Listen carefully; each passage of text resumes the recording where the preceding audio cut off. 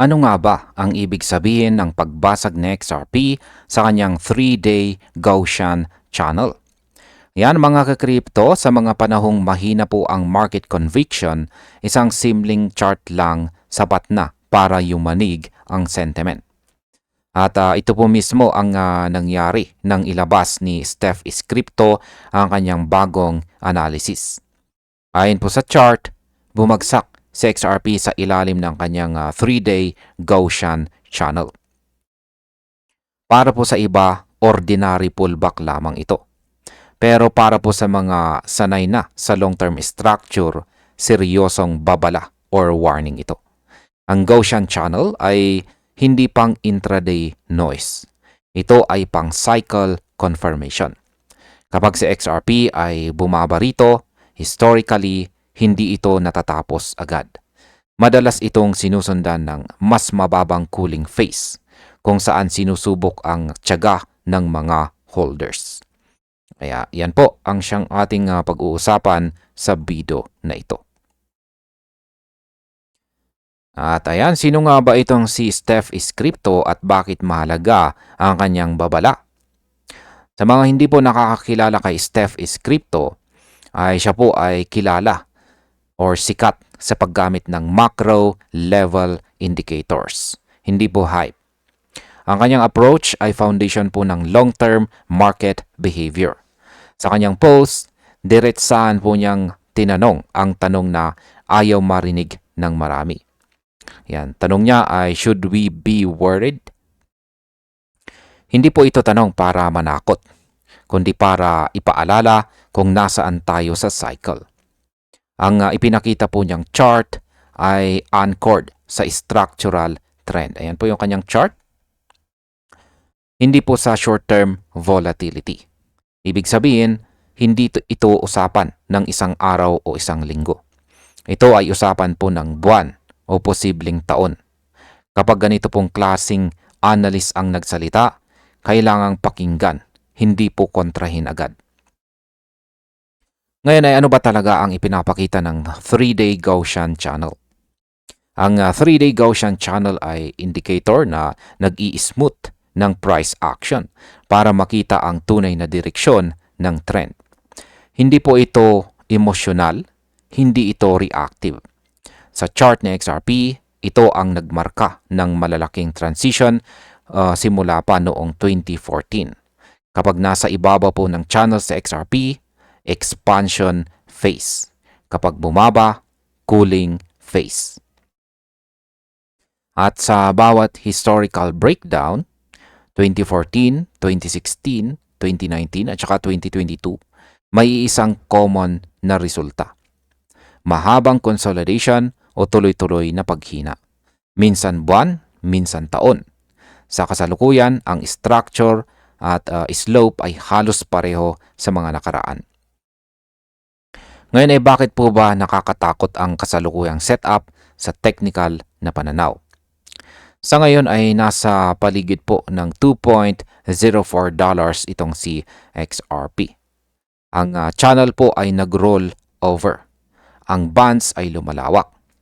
Kaya sa technical language, ito ay kombinasyon ng rising volatility at saka weakening trend strength. Hindi po ito bullish continuation setup. Ito po ay warning phase. Kapag ang channel po ay nag-flat or bumaba, kadalasan ang price ang sumusunod. Hindi po big crash agad, kundi gradual exhaustion. Ito ang mga panahong marami ang napapagod, umaalis o nawawalan po ng tiwala.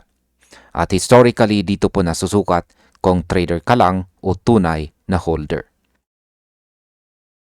Ngayon ay may bullish side ba ang ganitong breakdown para kay XRP? Dito po nagiging interesting ang chart kung titignan po natin ng mas malalim. Dahil bawat bearish stretch, matapos ang Gaussian channel breakdown, nagiging foundation ng pinakamalalakas na rally ni XRP ang mga ito.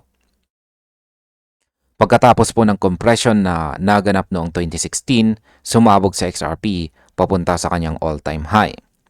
Matapos naman po ang 2019 hanggang 2020 na decline, umakyat po siya sa $1.96 noong 2021. Ibig sabihin, ang sakit ngayon historically ay paghahanda. Hindi po ito parusa. Ito ay conditioning. Kaya para po sa marunong magbasa ng cycle, ang katahimikan ay hindi po kahinaan.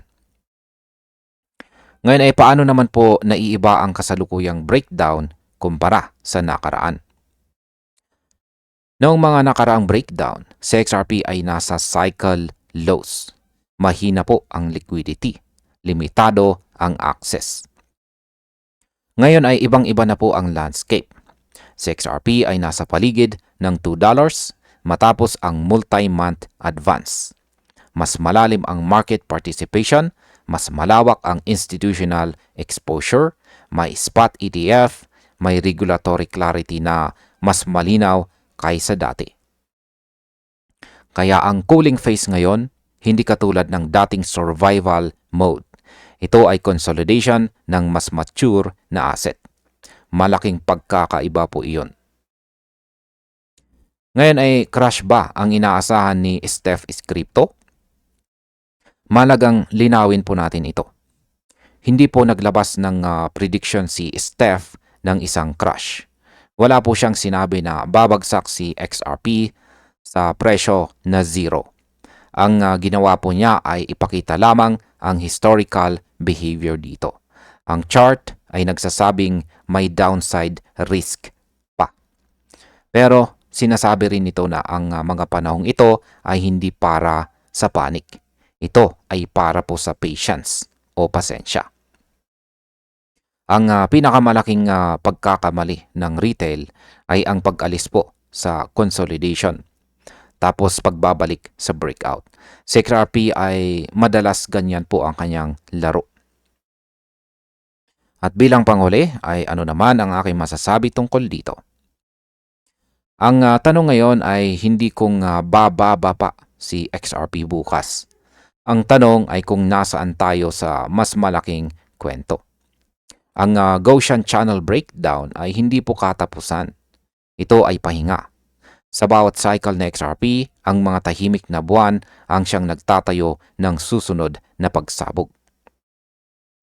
At kung totoo po ang history, ang mga nananatili sa ganitong yugto, sila po ang pinaka nakikinabang sa susunod. Hindi po ito advice or payo para mag-all in. Ito ay paalala para huwag magpanik. Dahil sa XRP, kapag tapos ng magpahinga, bihira na magpaalam bago siya ay umakyat. At ayan, hanggang dito na lamang po tayo sa video na ito mga ka-crypto. Maraming salamat sa panonood.